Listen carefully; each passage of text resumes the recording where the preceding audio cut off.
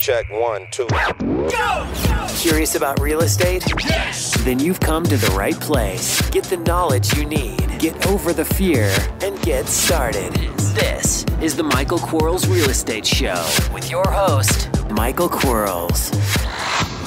Hello, everybody. Michael Quarles with the Michael Quarles Real Estate Show. Today, I have with me Jay Massey, and I'm not going to spoil it for anybody. I'm just going to jump in, say hello, and let him talk to us about what he does. I think it's fascinating, and it's always fun for me. I just enjoy stretching my brain and learning and meeting people, and I certainly hope you guys do too. So here we go. Hey, Jay, tell us about yourself. Well, I am just a husband, father, guy who's out there looking for the best ways to always produce passive income. That's kind of, how the name of the company came to be, Cash Flow Diary. The goal is to create entrepreneurs and to help entrepreneurs using real estate to go out there in business. It took me a while to figure out that I should have been an entrepreneur all my life. Isn't it great? Well, I think so. I mean, there's simply more options, more choices. I think many times the word freedom gets overused, but I think what we really mean is we just want to have more choice between what we do choose instead of choices made for us. Absolutely. Now, I'm not a passive person. I do have passive investments. However, I always use the word yuck, and I don't mean it as a negative word. But when I think passively, because I like massive investments where I'll go out there and buy something and sell it, and I'll try to make the 35% that I'm buying at a discount instantly rather than over time. However, that the passive model done correctly is pretty cool. I interviewed a gentleman a couple weeks ago who has 35,398 passive units. And that wouldn't be a bad day to do that. No, ever. So tell us why the passive side, what intrigued you about that, and why did you go that route?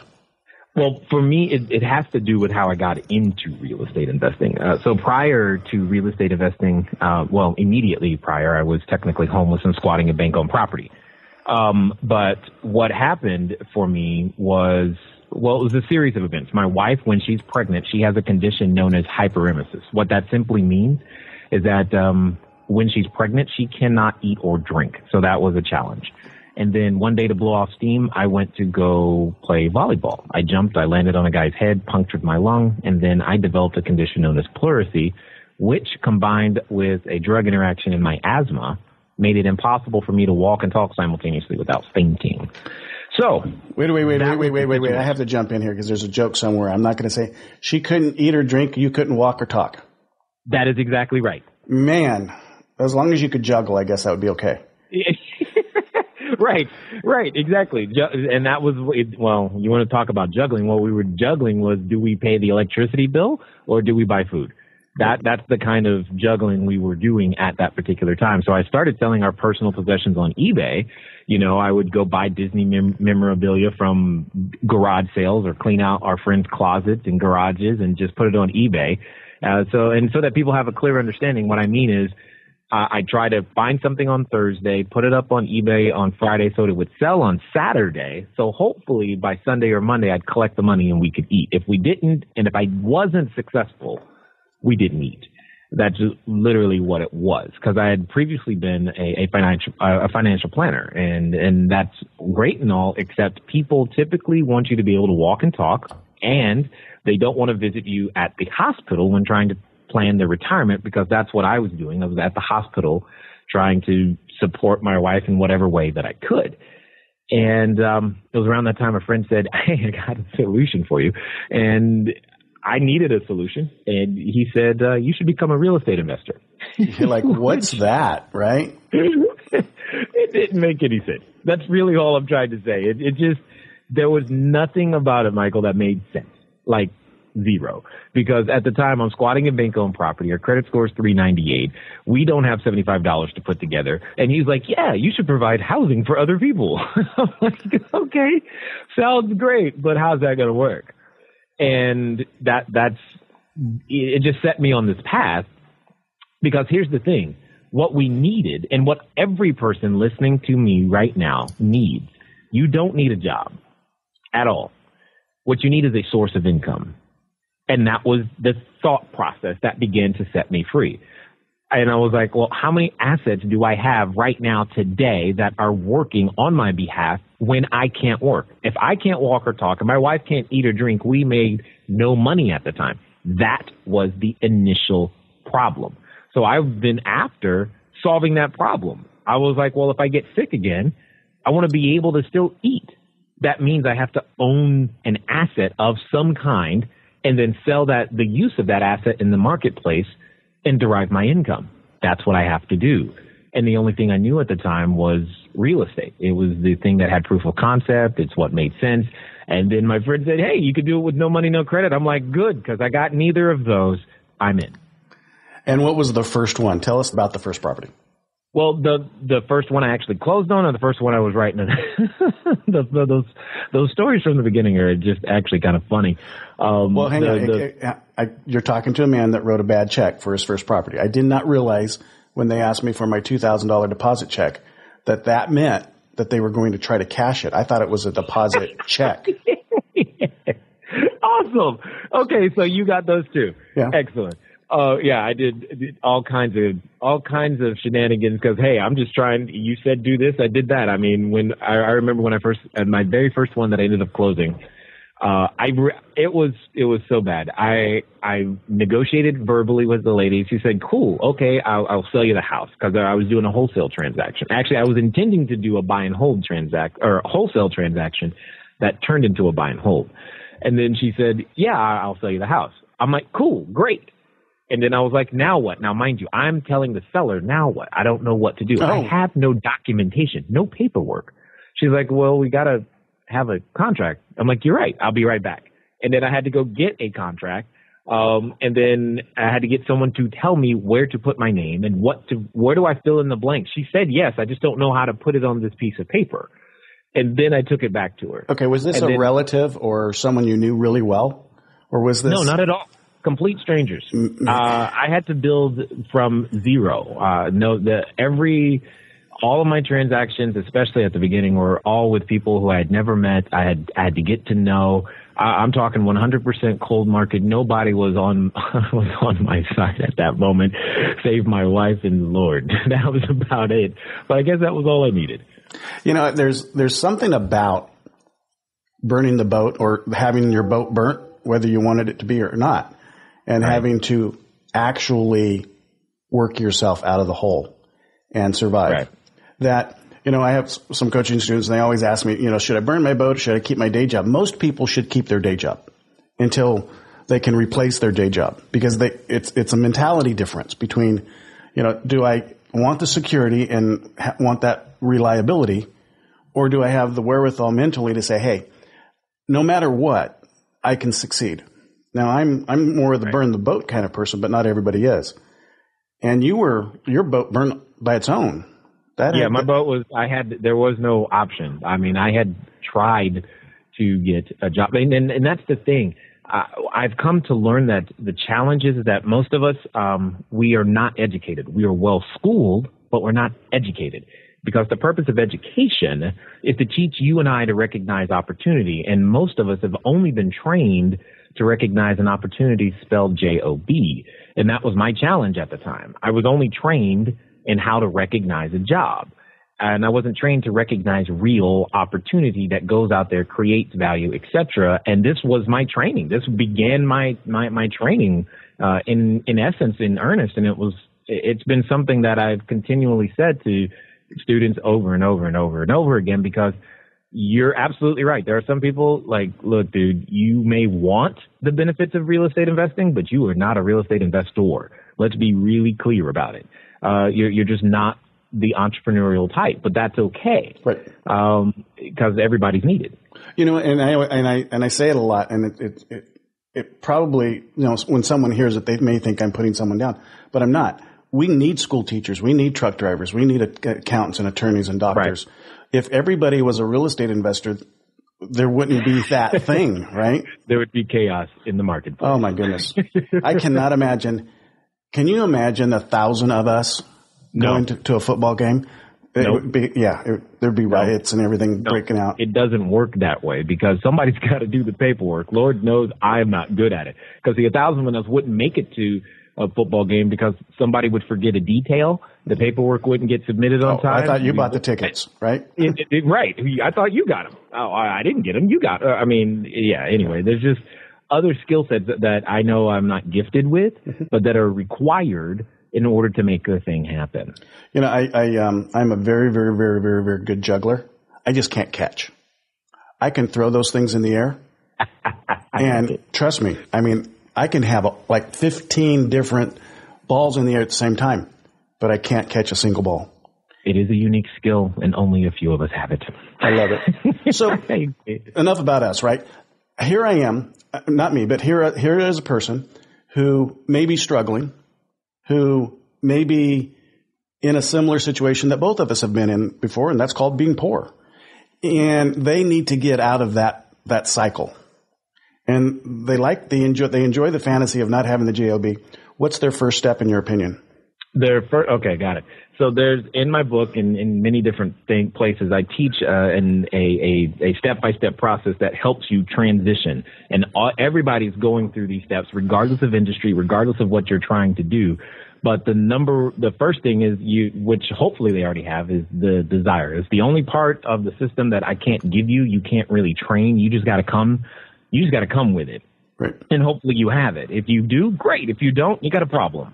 But you got to have desire. After that, the second and probably the biggest change is to understand that you've been squandering. We all squander to various levels our greatest asset, which is time. Period. That is our greatest asset.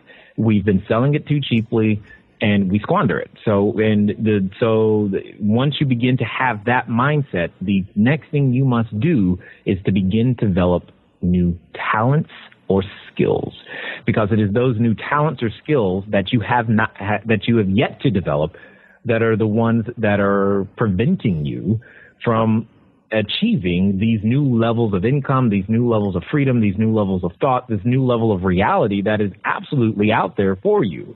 And that's what you need to be doing. Instead of investing your time directly to receive some form of compensation in terms of a dollar, take that asset, take that time, and build an asset you can sell other than your time. And I don't care if it's a simple ebook, then great, you built an asset. But in this case, we're talking about real estate. Great. Right. So build the asset. That means take a piece. If you want to do land deals, great. Take land, change it, transform it. Take the time to learn the skill sets and the team that you need to transform it into what you want. You want to do houses? Great. I tend to like apartment buildings, cell phone towers, and commercial real estate. That's kind of where I play, specifically commercial retail. That's like my thing. And you take that and you take the time and build it into something that is of productive use to somebody, and then you sell that use. That's what most of us are not yet doing. Although if you're listening to this show, you're probably there's more of you doing it than not. But that's exactly what it comes down to, is learning how to build an asset. And the number one skill set in building an asset is delayed gratification. It's something that is not practiced enough. It's something that's not taught. Wait. That's not even American, by the way. It is absolutely not American. Right. Yeah. No, we're convenience oriented. I mean, we want to go get our hamburger through drive-through, and we don't do anything for ourselves, and we want it right now. And, well, of course. Yeah. It's okay to want that, but at the same time, we have to grow up a little bit and just understand that it takes time to build an asset. And this happens all the time, especially with new real estate. I mean, I'm sure with your students, just like mine, you have the guy who's like, okay, how do I make money in the next 30 days? I'm like, well, you could if you already possess all of these other skill sets that are going to be necessary to produce an asset that could be sold. Then you try to tell them, look, you got to take the time to develop you to become the person that's capable of doing what it is that you need to do. And most people don't want to hear that, but that's actually the solution to the problem. You will never get out of the rat race, the W-2, the employee mindset, until you begin to build an asset you own and control. And I'm stressing those words intentionally. You build an asset that you own and control. Until that happens, you're going to always be stuck in the wage, time for dollars, some form of time for dollars. Right. Absolutely. Thanks for listening. We'll be right back. Are you running out of leads? It's time you tried Yellow Letters at yellowletters.com. Get motivated seller leads through Yellow Letters, postcards, zip letters, typed professional letters, greeting cards, door hangers, and business cards. Yellow Letters is a full-service marketing company created with your success in mind. Get the personal attention you need to get your direct mail campaign started and get in touch at yellowletters.com. And we are back in 3, 2, 1. I'm always amazed, and I know I'm getting on a sidetrack comment here, but I'm amazed that people buy these little franchises. So basically what they're doing is they're buying that j.o.b. And I like the franchise model because it's all systemized and you can fall forward. I'm just not that person. I want to go and create it. I want it to be mine at the end of the day. Well, I'm fine with that. I'm fine with the franchise. The challenge is the thinking is still too small. Instead of buying a franchise, you probably need a minimum of 3 locations, preferably 10. And if you can do that, then okay, you're still in the same. Yeah, you're still. Then you have passive income because you have a business pushing passive income. Yeah, and most people, in the real estate business, we look at passive as, and I have an apartment, I'm renting that apartment. Well, I look at, I have a few businesses, and my businesses are passive because I don't work in them.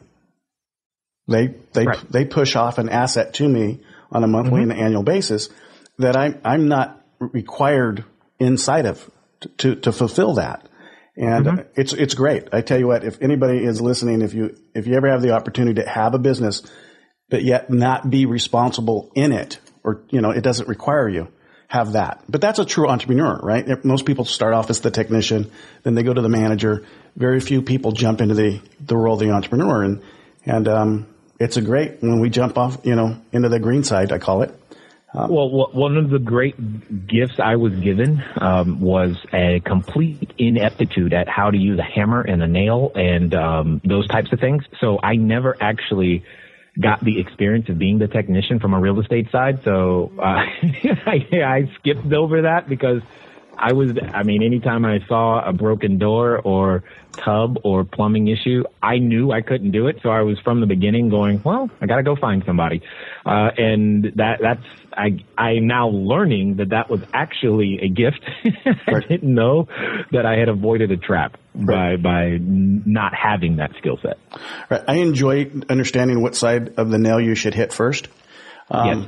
However, it does slow you down at times, especially in the beginning of someone's real estate career, because they don't know not to do the skill that they have. They don't know not to utilize it. One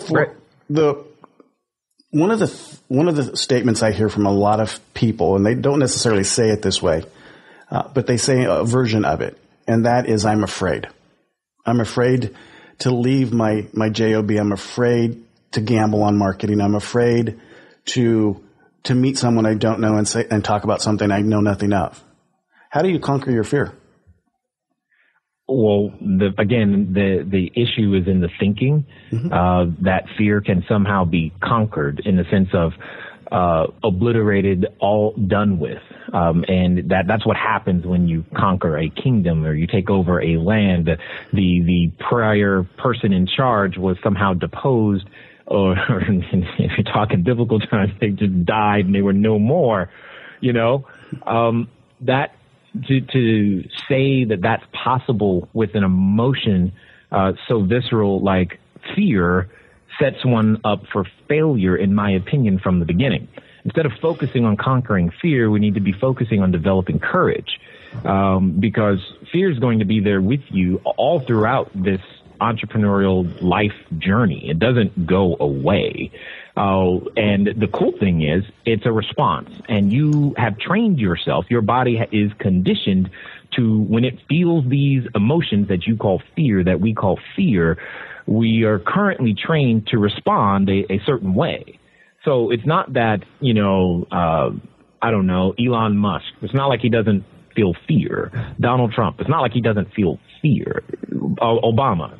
They're human. They feel fear. However, they have conditioned themselves to respond differently to the same stimulus. And that's the essence. That's the crux of the difference. And it starts with the thinking so that you can begin the believing and the habits that are required in order to do so. So here's a case in point. And it's a simple example that I think many will get.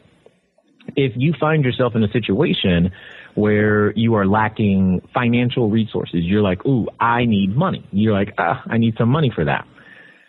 Depending on who you are right now, you may have said, well, I'll just go get a job or a second job. That was your response. I need money. I need a job, because you were afraid of being homeless, not having food, and all these other things. Totally understood. I get that. I've been there. I know what that's like.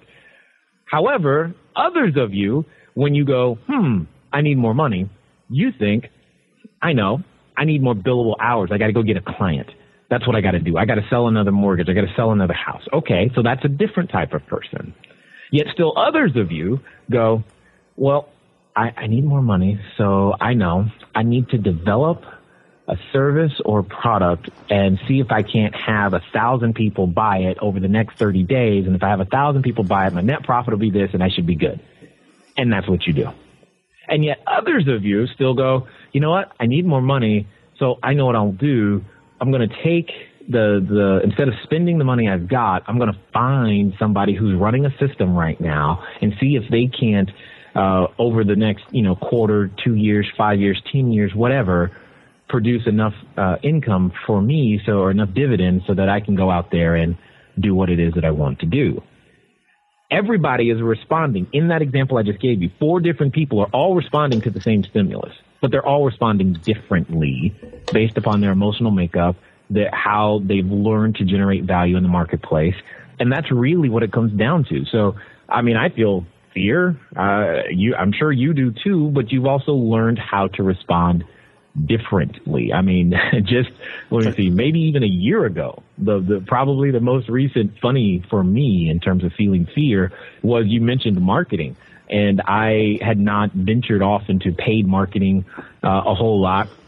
And now, so I was scared. I didn't want to spend money to attract customers, and I didn't understand how that was all going to work. So I was very cautious in doing so. Now, I developed some courage, and today we spend almost $800, $900 a day on marketing. And I'm like, okay, cool. It's fine now. But I had to learn and step my way through that process.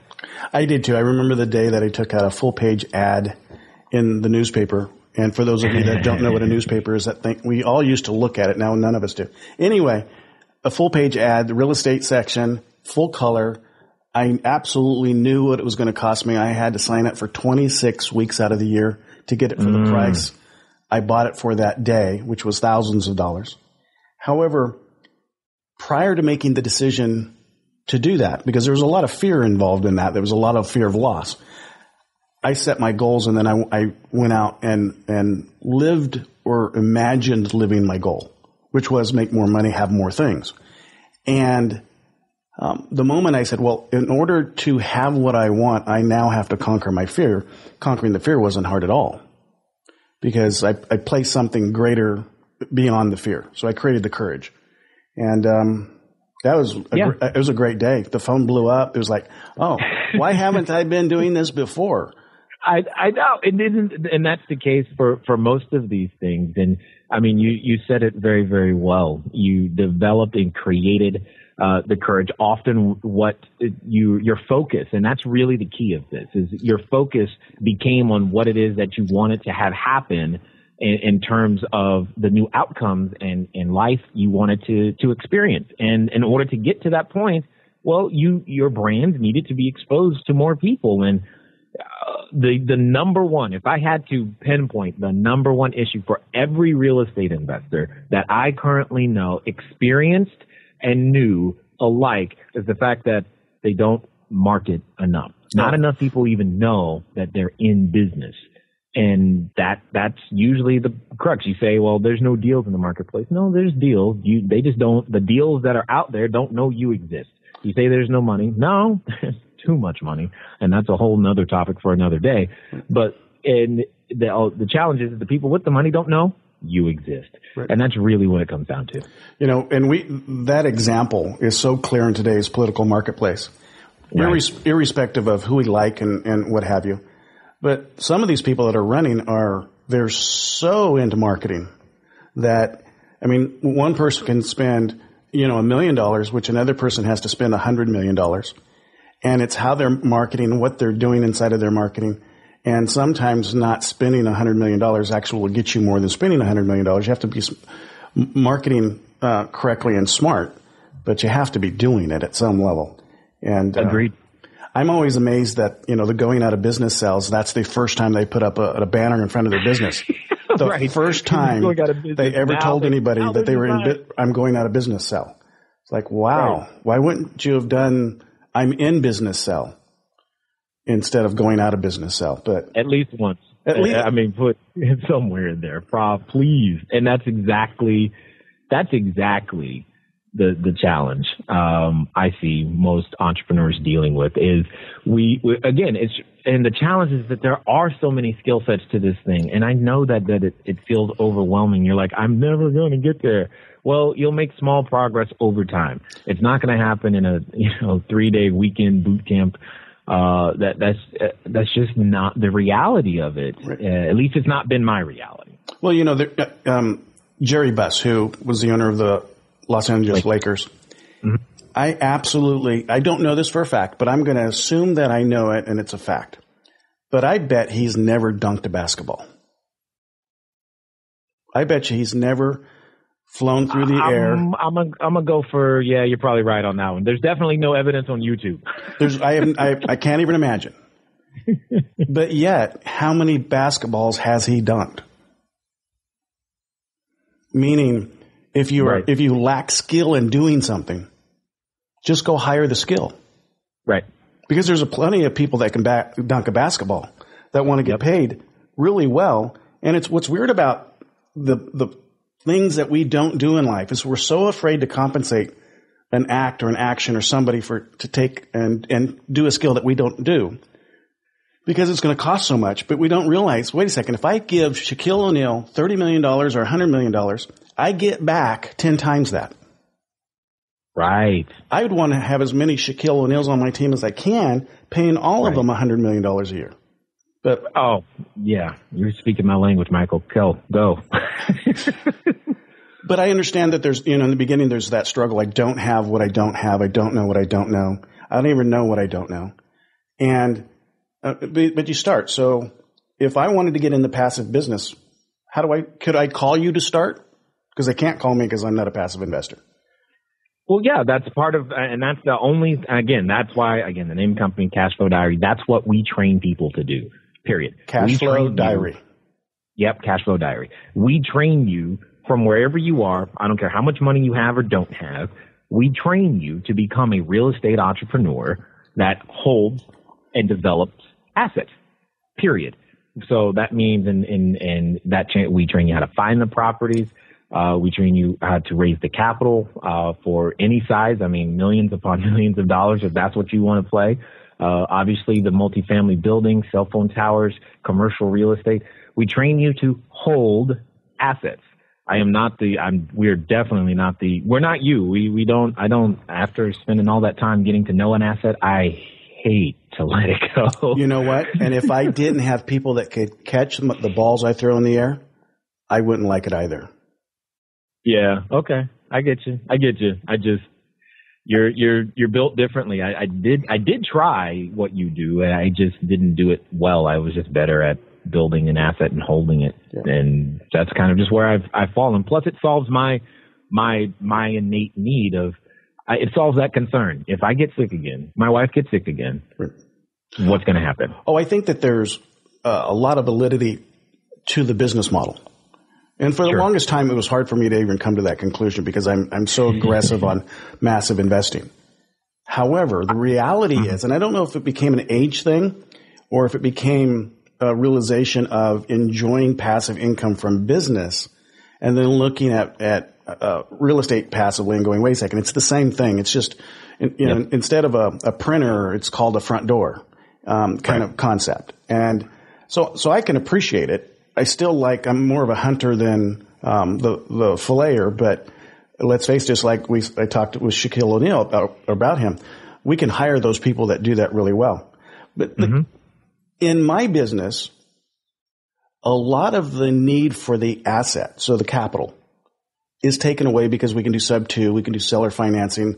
We're flipping it so we're not exposed for a long period of time. But in your business, and correct me if I'm wrong, and I have been wrong before and I will be wrong again, isn't the capital one of the main ingredients in your business model? It's an ingredient. It's not the main ingredient. Okay. It's definitely one of them, but with the techniques, again, you mentioned sub-2 and various other forms. We can use them too. We just negotiate for them for different reasons or with them for different reasons. We've done sub-2 deals that span 5, 6, 7 years. It's a different negotiation, for sure.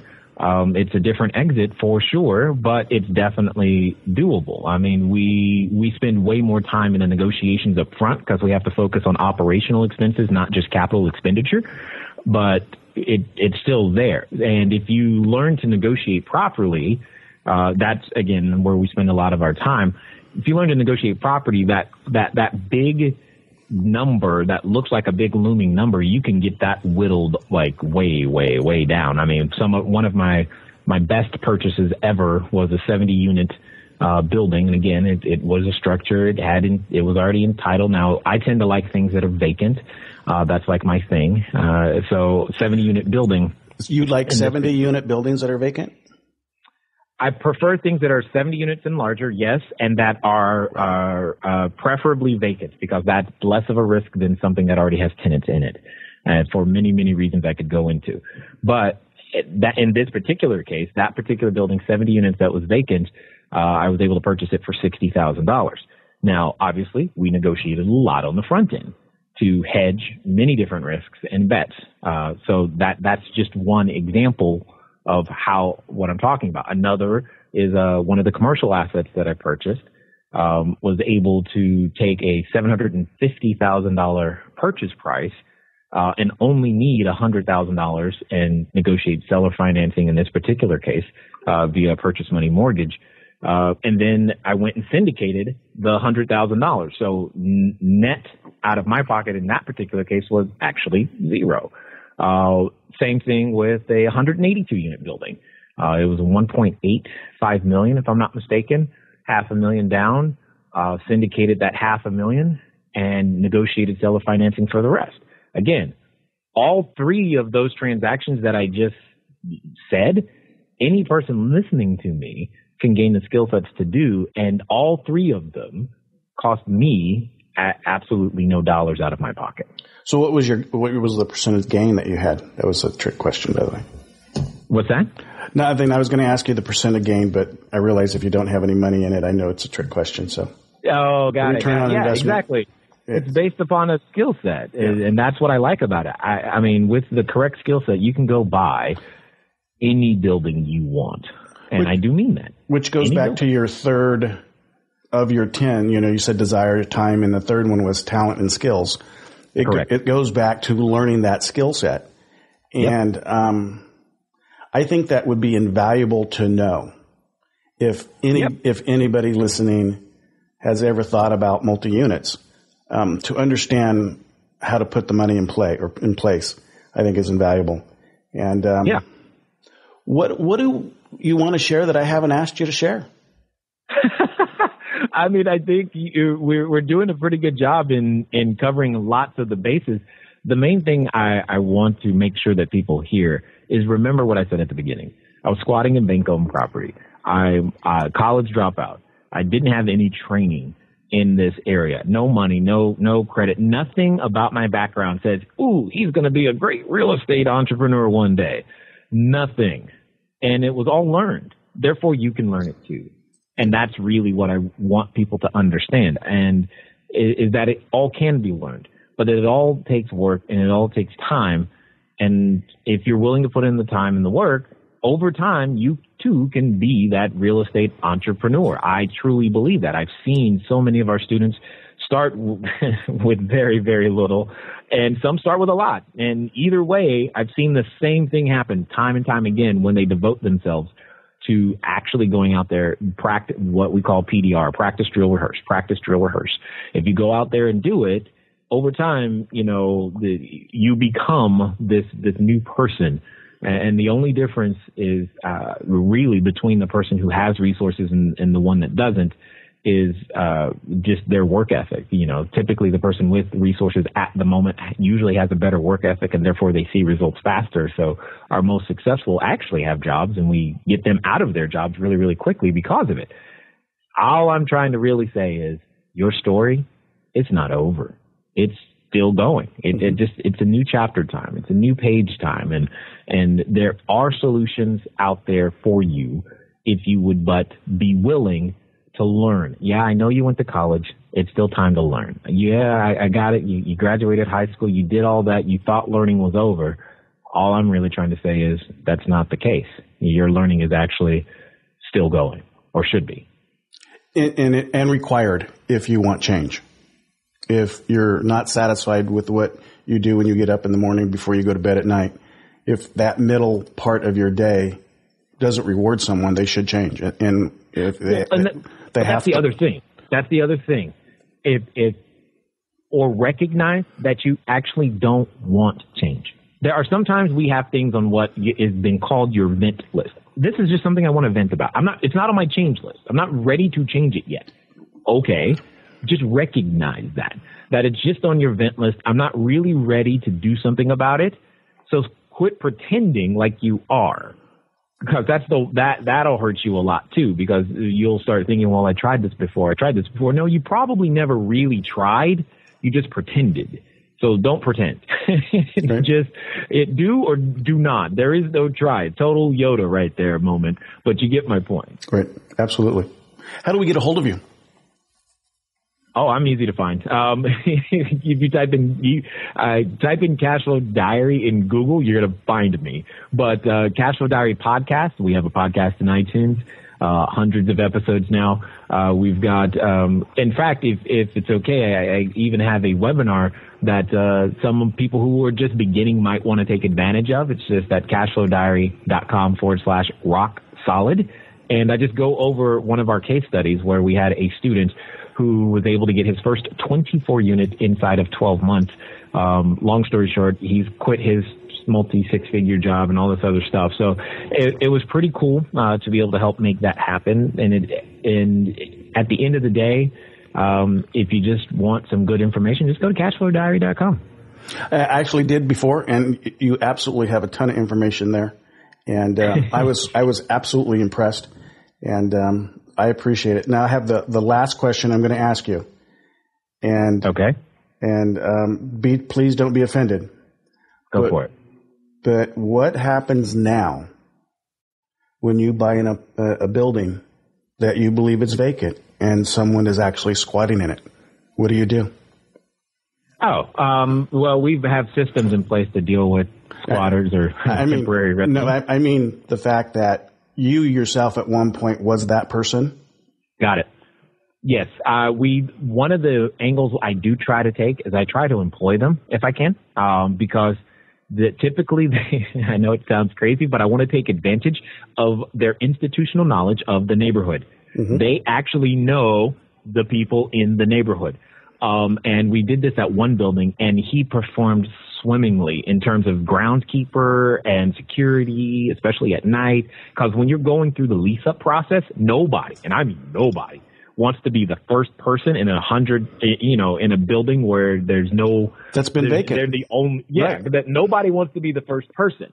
Mm-hmm. So you've already kind of got your first person if they're willing to do certain tasks. Right. And so we've exchanged, utilities and free rent in exchange for security and groundskeeping and all these other types of jobs that you need and you're going to end up having to pay for anyway. Right. And then over time, that can sometimes become a paid position, and then they can start paying rent. So there are many different ways to address it, but that's been our most common. Usually they get employed in the demolition crew, or they'll get employed in the, like I said, groundskeeper, operational crew in some way, shape, or form if we can. But most of the time, I wish more of them would be interested in actually learning, because then they could solve their challenges. But, that's not always the case. It is not always the case. I have started buying, which is the craziest thing. It's not something I thought I would ever do, but I have started buying homeless signs. And so if I see someone that says, we'll work for food, homeless, that kind of thing, for the longest time, forever, up until this point, I would just drive past them. I wouldn't donate. I've donated to a lot of folks that I felt was worthy of the dollar or the donation. But I have recently decided to start buying those things, full well knowing that they're just going to go and make another one. However, my trunk in my Bentley is getting full of, and I carry them around in my Bentley. So when they wash my car and they open my trunk and they see all these "we'll work for food" signs, I have no clue what they're thinking. But maybe they think if you carry one of those signs, you'll drive a Bentley. So, but just my little thing. I had to add that. Sorry. That's unique, but that's why you're an entrepreneur, because that's how we think. And I take pictures with them, and they're so afraid to take a picture because I'm just a stranger walking up to them and say, "Hey, can I buy your sign?" And right, they always say, "Yeah, $5, $10," and so. But I give them what I give them, and I get their sign, and I'm filling up my Bentley. So my way of trying to help. I appreciate the opportunity to say hello to you. If I may, can I send some people your way and to that webinar? And yeah, by all means, anything I can do to help.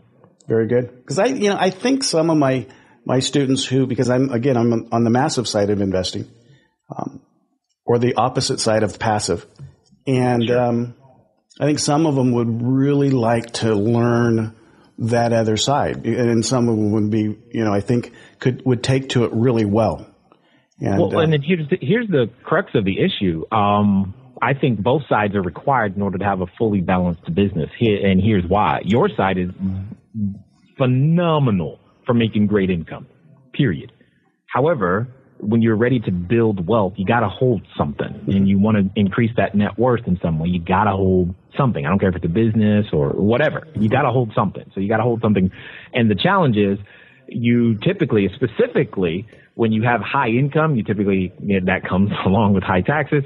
And the benefit, one of the biggest benefits of holding assets, specifically real estate long term, is to be able to whittle what would be your adjusted gross income or what would be your taxable liability really, really, really, really, really low. Yeah. And you're making enemies. You're making enemies with that statement, because there's a lot of people out there that think the more we have, the more we should pay. But I'm always amazed with that concept, because people like yourself who have a lot of real estate units.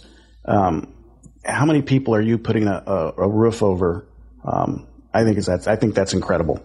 And to look at that as a negative, like you're taking advantage of the system, I just don't see it. I see as those of us that have money and start contributing what we do to folks so they can have a better life, indirectly, I think is pretty positive. So. Well, and the tax system is but a roadmap. I mean, at the end of the day, it's like playing any other board game. I mean, you read the rules. If you play by the rules, you get the rewards relative to that particular board game. And that's exactly what the tax system says. It says if you provide energy, food, jobs, or housing, again, energy, food, jobs, or housing, you get all of these, you get rewarded in the terms of having to pay less tax. That's really what it comes down to. And our system is one that rewards those that are willing to take responsibility. And in my case, just like you, we provide housing and jobs for people. That's my job, to find you something to do and a place to live. So I'm going to take your term courage, and I'm going to say there's a tax advantage to being courageous. So yes, exactly. Thank you, sir. I appreciate the opportunity to say hello to you and have you on the show. And thanks for having me. We'll talk soon, okay? All right. Thank you. Wow. That was fun. I'm having so much fun with these things. And I'm going to keep doing them. I hope you guys keep listening.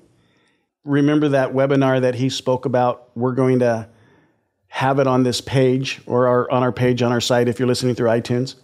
And jump into that if you're at all intrigued with passive income. And I've got to say, it's intriguing. It's kind of sexy. If you think it is and you want to learn more, absolutely shout out to him. Give him a shout out and fall forward. Here's what you can't do. You can't do anything unless you fall forward. You can't create anything unless you attempt to and fall forward. And if you fall down, just get back up again and fall forward again. Till next time, talk to you soon. Bye-bye. Thanks for listening to the Michael Quarles Real Estate Show. Get more info and stay in touch at michaelquarles.com.